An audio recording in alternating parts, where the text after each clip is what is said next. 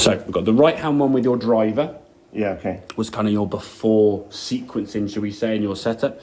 And the left-hand one, obviously, you can see the clubs on the ground here now, sort of creating that crosshair is your after. Yeah, okay. And I would encourage, if you get a chance to golf on the driving range or the practice ground at St Athan or even at home, just put these on the ground just so you become familiar with what it looks like when we're set up correctly. Obviously, the green line one here is representing ball position, and the blue line now is going to be where your feet are. Now, your feet are important in terms of quality of contact. Where your feet point does not directly influence this direction. It can do, but you can point your feet any which way you like and hit the ball any which way you want.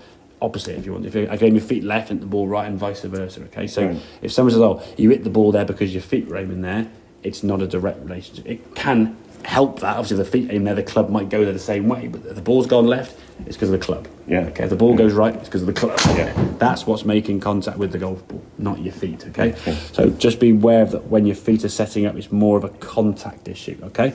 Now then, if we look at the right-hand one, this was kind of your sequencing before. Okay. So you made a practice swing here now. The knee kind of popping forwards towards target. Yeah. And your length of backswing was basically there. Yeah. This is now the one with the right knee working better, getting that right knee behind the ball. Oh, yeah. And there's your back. How much more your shoulders are turned. Yeah. You turn your chest. I mean, we can't even see your left arm. Well, there you can see most of your chest there. Your left arm still visible. You're getting much more rotation with the body. Okay? So you're now practicing without the ball what you want to do. Getting that sensation of turning back, get that squeeze, get that stretch, doing all this. So your brain's going, okay, right, this is what we want to try and do, yeah? Whereas this one here now, your brain's going, okay, that's what we want to do. Push your knee forward this way and have a half backswing. So your brain goes, all right, we'll repeat that, that's fine. Then you set the goal ball, do something different, okay? So getting your backswing or your practice swing, should I say, to have some purpose to it, okay? So all your thinking now about the swing is done here in your practice swing. Over-exaggerating, or trying to stretch or squeeze out as much as you can from your practice. Then when we set the golf ball there now, feet together.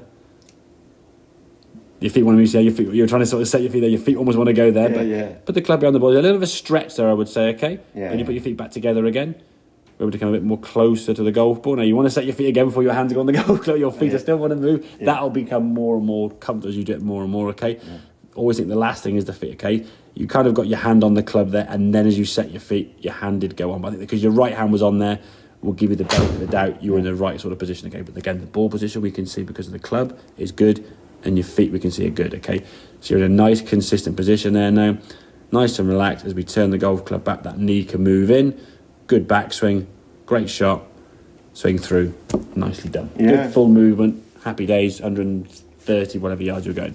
Whereas this one here now, we do your practice swing without any real kind of purpose. Then the club's up in midair now, okay? Never gets back down to the ground until the last thing after the feet. So you're putting your feet down there now, looking where your right foot should go. Well, you've got this, not bad to be fair. What that distance from the ball is anyone's guess. You could be that much too far, too close, or whatever. We wouldn't know, okay? Then you're checking your other foot, so your left foot now comes back and flares out again. As you can see, that flared out left foot. Doesn't really help you come back round to the golf ball when you do that, okay? And then the club's still up in the mid-air. You know, looking at target with the club up in mid, hasn't hit the ground yet once, has it? Since our last shot. And then, oh no, it hasn't hit the ground yet, and we're still checking. And then now we place it on the ground, okay? Basically place it where the ball is, okay? But if you were too close or too far, you just go, well, I'll put it there. No one's going to put the golf club down maybe where they think it needs to be here and go, oh, I'm too close, too far from the ball, and then shuffle both your feet nearer or vice versa. You're just going to put the golf club down next to the ball by means of pushing your arms out, which puts that tension on the top of your back, or pulling your arms in, or leaning on your toes, or whatever it may be. And because it's only a small amount out, no one's going to stand with their feet way over here somewhere or here. So because you're not that far out, it doesn't seem that much of a lean or a pull in. But as we said in the game of golf, half an inch makes a massive difference. If you're 2 or 3 inches out, there's nothing of a difference. Okay, so getting yourself in it. Are we going up on the course? I'll go and get my gear up. Okay, so because you're the right distance from the ball here, you're getting more consistent shots. If you were an inch too close one day, and then as the back nine comes in, you're an inch too far away, and you're fluctuating all over the place, you're going to get a very difference in terms of thing. Now, in terms of swing, then as you come back to the golf ball now, because you haven't really done that practice with a turn, your knee starts going out, your back is then shorter. As you come back to the golf ball, we call it at the top of the golf ball because your left foot now can't really move. Okay, your left hasn't moved at all compared to that left foot. Okay, only because the left foot's flared out this way. I mean, your left hip will just have to almost pop out of position. If I take my left foot and open out my left foot like this, I can turn back great, but now out there's my knee. So not wanting to hurt my knee, I'm going to go, okay, I'll stay back on this, then I just swipe the arms this way. So now I'm on my back foot. So if I'm playing off my back foot, that's going to make it slightly more difficult to reach the golf ball. And just say, for example, we were half an inch too far away from the golf ball and we hung back too far this way, half an inch too far back, half an inch leaning back, that's 1 inch. We're in the top half of the golf ball at best. If nothing changes. So the first tee shot, we top it. Then on the second tee shot, we then try and change something randomly else.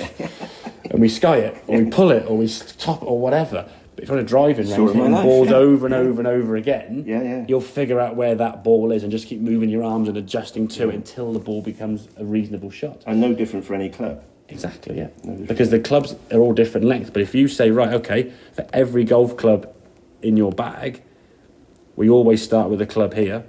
We always hold the club pretty much there.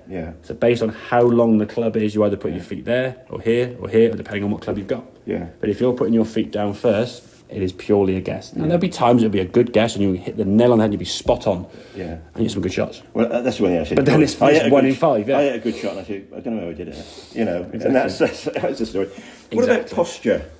Again, that will come. Your posture's pretty good. It's a little bit round the back, but generally when you're standing a better position from the goal ball in terms of your distance, your back wasn't surrounded, okay? If I'm letting my arms hang down here relaxed and then set my feet, my back can be a little bit... If I'm out here now, it rounds off your back. The more you push your arms away, which you were generally doing, you were erring on the side of too far away. Jam most of your shot, which led you to sort of topping it and reaching out for the ball, which loses a lot of control, obviously.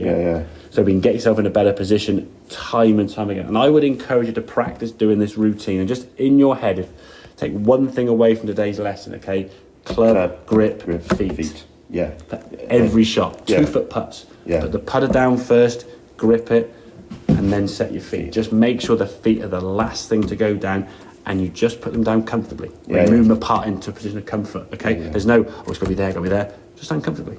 Once you're there over the ball comfortably, now you're going to feel more comfortable hitting the golf ball, aren't you? Rather than like, I'm a bit stretching. I felt better to be... I mean, the shots were great. It did feel better the last... I mean, the last half dozen shots there, you hit pretty much, I think they were within about 10 yards of each other distance-wise and about 15 yards direction left and right. I think nothing more was 7 or 8 yards left or right and then nothing more was 10 yards short. So in a nice small little circle, whereas before were about 50 yard wide circles. Make sense? It does indeed, and thank you very much. My pleasure, absolute pleasure, mate. Good.